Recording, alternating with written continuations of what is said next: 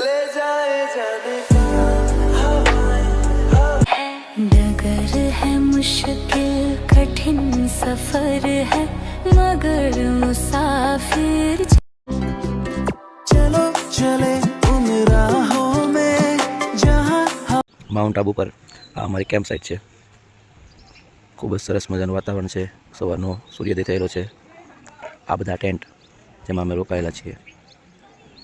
આ બધા ટેન્ટમાં બધાને રોકાવા માટેની જગ્યાઓ અલગ અલગ ઉપર નીચે સરસ મજાનું.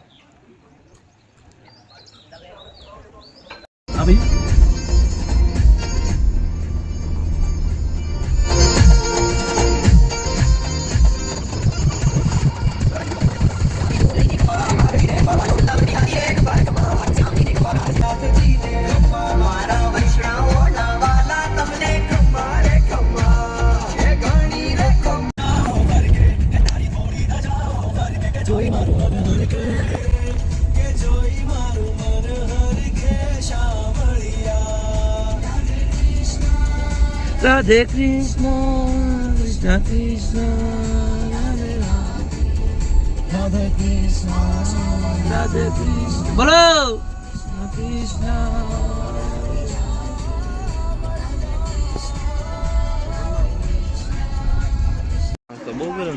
સરસ મજાનું આહલાદક વાતાવરણ છે. હાલ અમે ગુરુ શિખર ગુરુ દત્તાત્રેય મહારાજ જે ગુરુ શિખર પર છે. આ ઘંટ છે. કહેવાય છે કે 3 વાર વગાડવાથી મનોકામના પૂર્ણ થાય છે. પણ 3 વાર વગાડી નીચે ઊભો રહેવું પડે હો ભાઈ. આ છે એમનું મંદિર. ફોટો ખીંચના મના હે ભાઈ.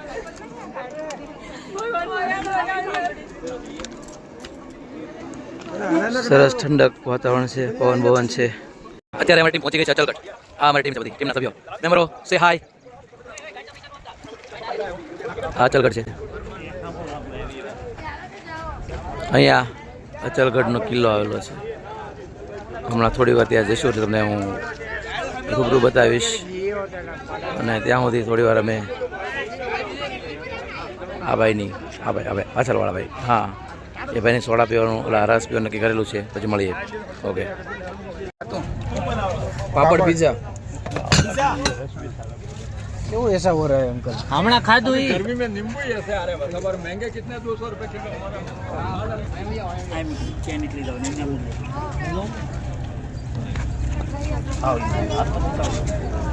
હા અમારા પાપડ પીઝા.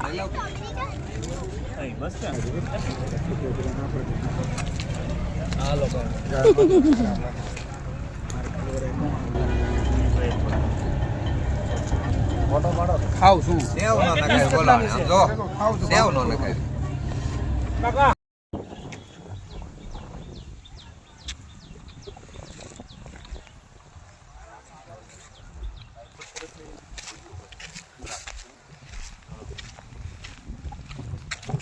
તળાવ ઘીનું.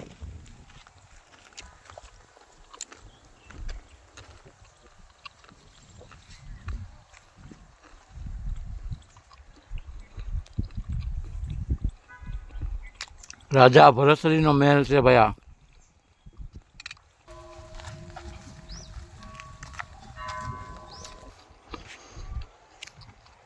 આ મહેલ પર જવાનું છે. આ દાદર છે.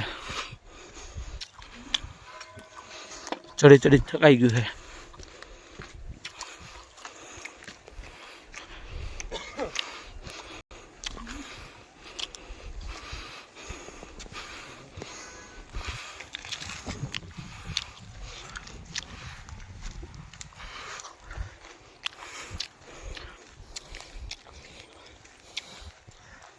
અંદરથી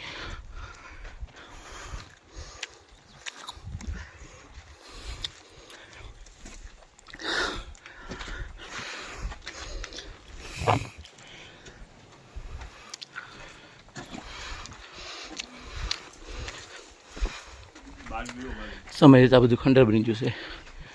પણ બાંધકામ એ બધું એક નંબર છે.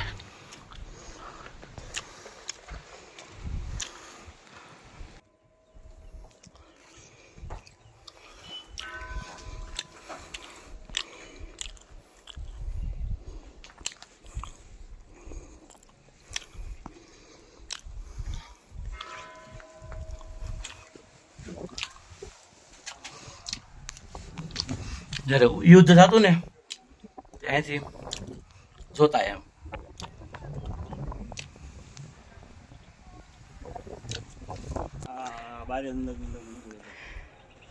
આ પાછળ આ જે ચોરસ હોલ દેખાય ને આ ગુફા જેવું છે.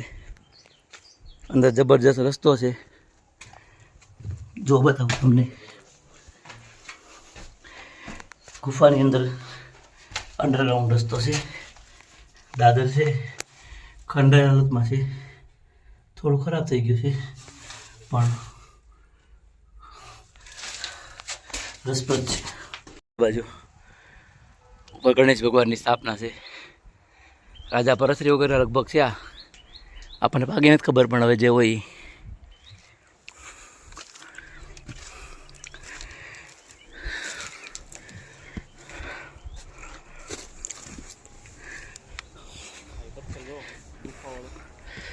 અને આજે અમે ઊભા છીએ ને, આ ઊભા છીએ, આજે ભાઈ ચાલે છે એ આ પથ્થર છે ગુફાવાળો.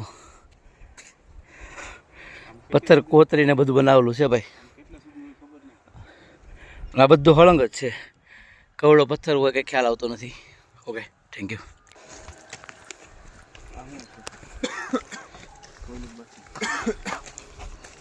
ખબર નહીં હું ભાઈ પણ सोने की 24 मूर्ति जैन मंदिर है। वहाँ वो गोपीचंद का गुफा ना? हाँ, यहाँ से गाड़ी आपको मिलेगा, 300 रुपये लेगा आने जाने का। ठीक है. आपकी गाड़ी अलाउड नहीं करेगा। फिर वो क्या है? वो जैन मंदिर है।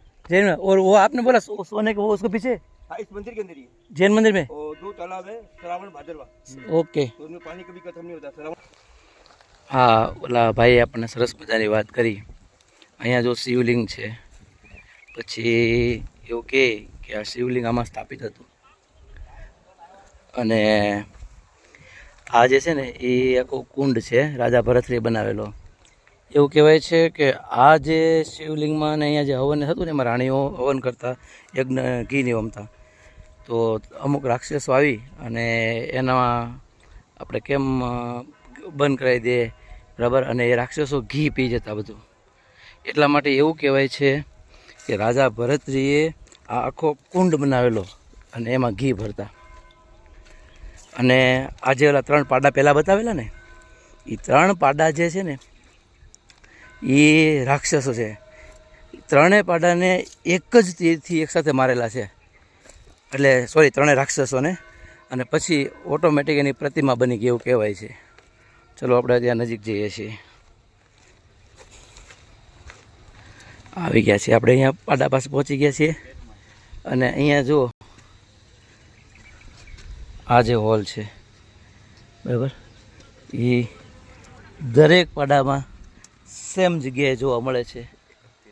31થી 3 રાક્ષસોનો વધ કર્યો અને પછી એને ઓટોમેટિક એવા પથ્થરની સ્ટેચ્યુ બની ગયા એવું કહેવાય છે, જે અહીંયાના સ્થાનિકો પાસે આપણને જાણવા મળેલું છે બરાબર. જે હું તમને જણાવું છું સત્ય શું છે રામ જાણે.